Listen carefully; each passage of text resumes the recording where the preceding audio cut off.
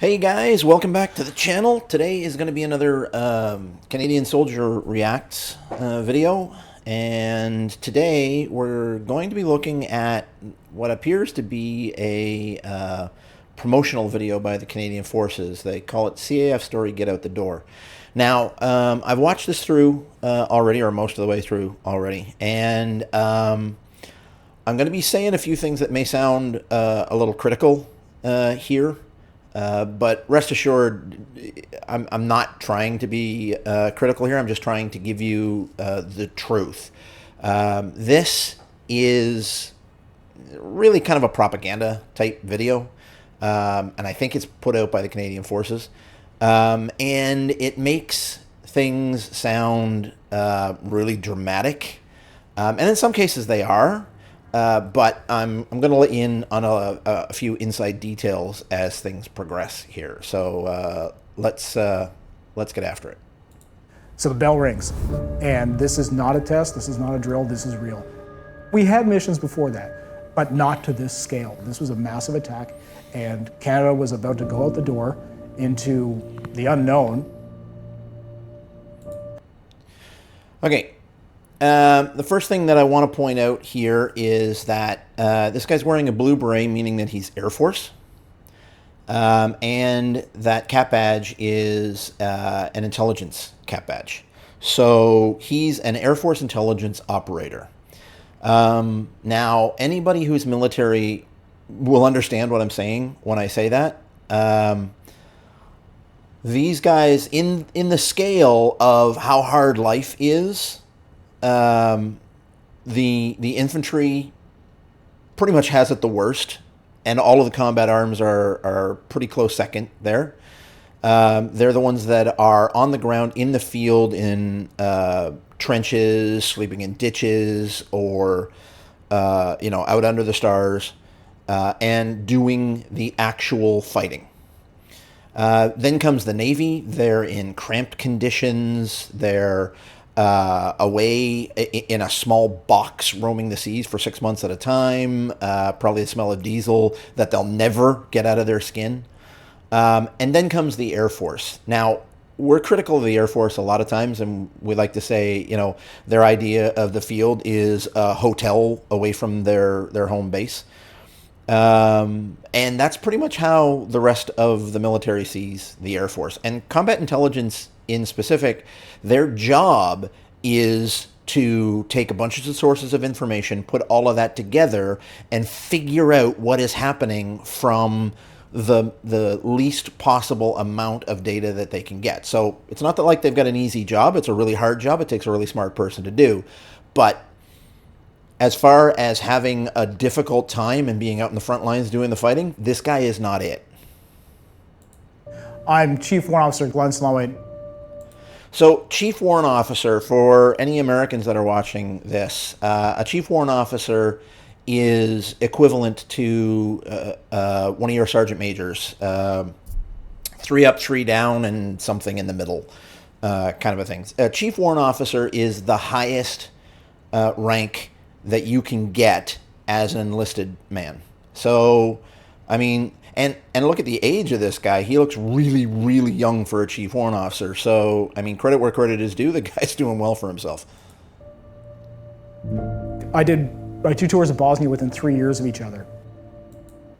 So, just to give you an idea of why I feel like I'm capable of commenting on this guy, I also did my 2 tours of Bosnia within 3 years of each other. So these are my medals, and this one here, the blue one with the stripes, that's the Croatia, Bosnia, Herzegovina, Yugoslavia. They're all the same thing to us. And the fact that it's got a bar there, that means the 2 tours. 4 years later, I was in Afghanistan. And then 3 years after that, I was with the Navy when they... So, to be fair, by the time he went to Afghanistan, I was out. I got out in '98, I think 2 years before they went to Afghanistan. Another thing to point out very quickly, this guy has parachute wings with a red maple leaf. That's called a cherry jumper. That's someone who's passed, I believe it's the 6-week parachute course, but has never jumped with a combat unit. So there's a fair number of people who have gotten that qualification. Wow, I won't go into that. Deployed to Haiti, and just a point of note. So this is looking at the Rideau Canal in Ottawa, and I'm almost 100% certain that that building on the left there is actually I can't remember what they call it, but it's the military headquarters. That's our office building where all of the generals live, basically. like you're sitting around with other NCOs or other friends, and you're talking like, I ain't been out the door in 5-6 years, and I'm getting itchy. Yeah. So this is what kind of bugged me a little bit. He's never been out the door. He may have been deployed into country, but out the door to most of us means you're out there fighting, stand and watch, shooting at people, putting your body between yourself and other people. Again, this guy wouldn't be doing that and shouldn't be doing that. You didn't sign up to sit in a classroom. You didn't sign up to do online courses. You signed up to get out the door and render effect. So when the Maui mission popped up, I was doing everything I could to get on that mission. 2012, Tuareg Rebellion happened. There were factions that were trying to separate the country. I was long gone by this point. Some 14 Islamic years out. terrorist factions that were working through the area as well. So the country had fallen into chaos. If Maui can be controlled by some form of authority and they can regulate the movement through that area, you can remove a lot of drug and human and weapons trafficking. The mission had been running for about 5 years at that point.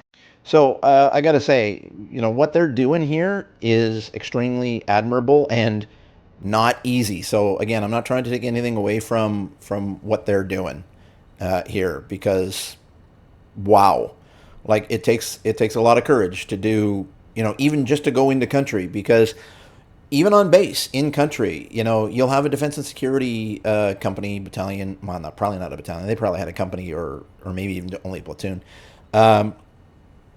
Your ass is in the exposed in the wind out here. Like you try to make things as safe as you can, but in a place like this, unless you've got a battalion around, I don't like going anywhere without a battalion of my closest heavily armed friends with me. Anything less than that, and you start becoming vulnerable.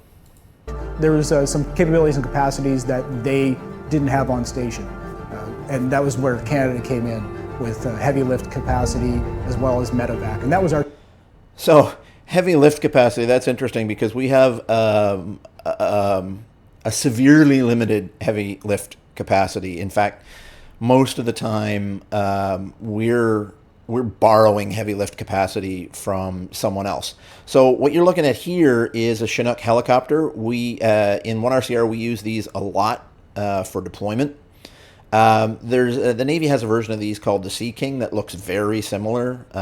I'm not really sure if there are any differences or what they'd be, but that is the heaviest lift capacity that we have, and I don't remember exactly how many that we've got, but it's not a lot. Our two main roles. First thing I did is look at our watch. We had 4 or 5 months in which to build this capacity, build the mission, and get out the door. I had never been on a UN mission. I had never been on...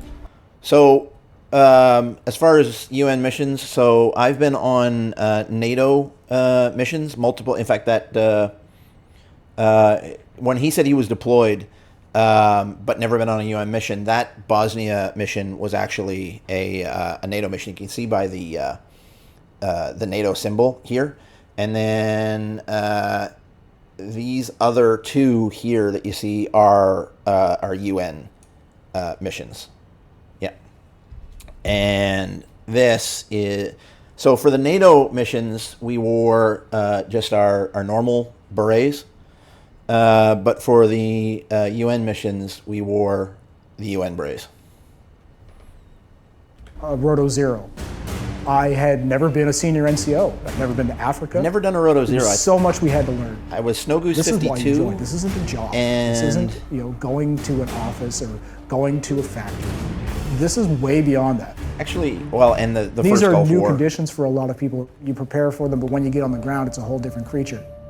This is just one example. Dust storms. So we were on the ground maybe 36 hours. It's day one. I don't even know my name at this point. This is a system. So this is interesting. This is something that, quite honestly, I love. I think these were called Gabions. And I love them because combat engineers with their heavy lift equipment could come in. These are basically just wire. I think they're called like horse fence or pig fence, and they make them into these wire boxes, and then and put that little bit of felt around them, and then they come in and they fill them with like backhoes or whatever with big rocks and dirt. And you can see how they stack really, really easily, and 2 or 3 of those back to back to back really do, like, they stop all small arms fire, and they do a really good job at small rockets too. And when I say small rockets, I'm talking M72s or even 84 millimeter. Yeah, Carl Gustav 84 millimeter rockets, things of that nature. Love these. That's a mile high and 250 kilometers long. It's advancing. Yeah, that's I've never been in one of those. This is a wall of sand and dirt and rain and mess that's coming at you, and it's not going to wait for you.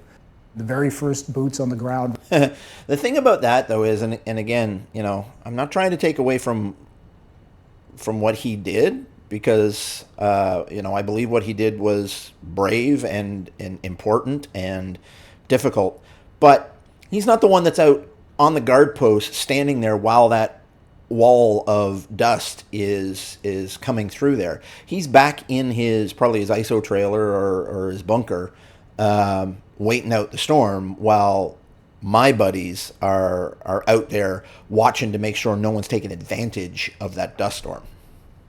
Representing Canada on the UN stage, it's a really cool feeling. Just before I'm about to roll and it's out, important. The attack on Eaglehawk happened. And to be clear, most of my unit couldn't do his job. Like, his job is a hard job. I was actually a combat intelligence operator, but he was military intelligence. So we were the battalion's poor second cousin version of those guys. But combat intelligence operator is just one of the, like, 20 odd sub specializations that the look at that the infantry had taught their people how to do. We had missions before that, but not to this scale. Towards the end of January, there was a coordinated attack on one of the northern UN bases, and dozens of people are victims, injuries, deaths, and just getting overrun. Everybody's acting. Watch everybody pick up and go is stunning. It is a massive, massive undertaking with a lot of moving parts going on. Oh, one sec. I'm just going to go back there a second. It is a massive, massive undertaking. So in one of my other videos, I was saying that we did a lot of work with the Chinooks and the twin-engine Hueys, which might be Griffins now, but this is either a twin-engine Huey or a Griffin. I'm not really sure which. It looks exactly like a twin-engine Huey to me, so that's what I would have done most of my air operations in, and I did a fair bit of air operations in this too, but the twin-engine Huey was the one that we used most often.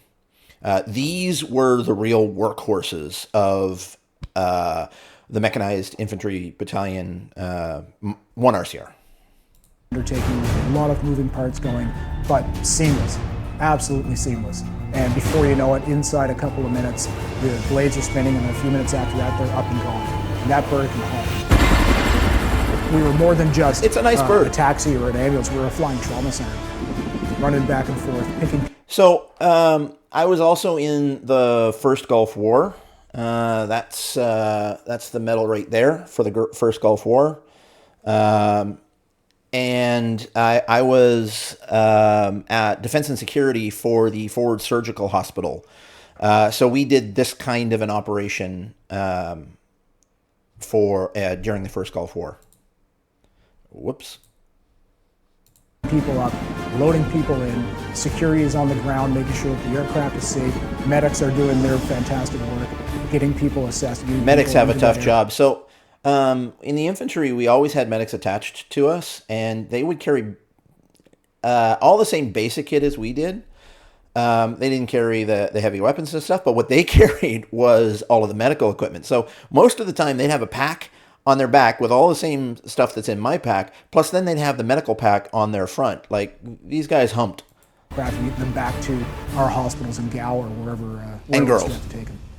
Yeah, we had girls with us Sector too, and they commanders humped. are coming in and praising what we can do, and it was hard to have to. Yeah, so that happens a lot, actually. The Canadians are not the biggest force, but to my knowledge and to my mind, the Canadians are the best trained force in the world. And man for man, woman for woman, small unit for small unit, the most lethal force in the world. I said it before, I'll say it again. Quantity has a quality all its own, and the Canadian forces are exceptionally small. So a lot of other forces bigger than Canada and could just steamroll over us if they wanted to. The United States, biggest fighting force in the world, and quantity has a quality all its own. But unit for unit, I'll pick Canada every day. Shut it down and pack it up and send it home a year later. The way that we could take from a bunch of different capacities and within a couple of months bolt them together to create Air Medevac, practice it on Maple Resolve, deploy it. So he's right in the fact that, yes, it's cool that they're able to do it. The bad thing is that we didn't have it already, right? It's not like this is a new concept, something new that's needed. No. We should have had something like that already. And that speaks to how small the Canadian forces are and how terrible the Canadian forces budget is. And employ it while we're in Africa, mind-blowing. Feel very fortunate to have been on the Mali mission, to be on Roto Zero, to help reestablish Canada. So that actually looks like a lynx. So a lynx, I'm pretty sure that's a lynx. Somebody correct me if I'm wrong here. But a lynx was a scout vehicle used by the tankers, the dragoons, or I can't remember what the other tanker regiment was. RCD was the one that we worked with most of the time. It's the smaller version of the M113. It's a variant of an M113 called a Lynx. I thought they had gone out when I was in. So if this is being used in the 2000s, I'm confused. And he's got his track skirts on, which was uncommon, to be honest. They're that traditional UN-style peacekeeping role. So there's a master corporal right there and a corporal. I've talked about master corporals before. The master corporals are the highest rank of junior NCO that you have. After that, you get into the senior NCO's ranks and then the officer ranks. So this guy is really kind of the workhorse. He's the first level, the lowest level of leadership. And this is the guy that will command the actual individual people. Once you get up into the sergeant, senior NCO ranks, they're starting to command, multiples of these guys. And then the officers are commanding, even more. Role that we've been so famous for since the 50s, and helping, achieve a lasting, stable peace in a lot of places that need it right now. Wow. So This is interesting to see. There's a lot of kit here. Actually, nah. I was going to say it looks like they might be on a long-range patrol or something, but now looking at all of these guys, I don't think so. So I don't know exactly what's going on here. That looks like maybe a C8, which would, if the Air Force is going to be carrying a weapon, that's most likely what they'd be carrying. That looks like it might be a C7A2. Yeah, and our medics definitely carried C7s. I do think about the mission in Mali a lot. A lot of the things we did, the people that we helped out, the people that we worked with, it's never... Oh, well, that's interesting. He's got a trauma plate right there. Those are things... So, this looks closer to the load-bearing vest that I would have worn near the end of my career. We definitely had something that took trauma plates, because we definitely had trauma plates, but I don't remember anything like this. And it looks like he's wearing a harness, too. Like a rappel harness or whatever. I'm not sure what that's for. It's never forgotten. He might be a And it's loadmaster, always- maybe? Or, There's I don't relationships know. you build that carry on now across nations, across forces. So yeah, Mali is constantly on my mind. So, yeah. So that's it. That's all I wanted to do today. I just wanted to give a little context, because a lot of times these things, look really, really dramatic, and people get false impressions of them. I don't know. Maybe I'm just a little jaded. Who knows? But anyway, yeah, that's all I wanted to say. So thanks for watching, guys, and I'll see you in the next one. Bye.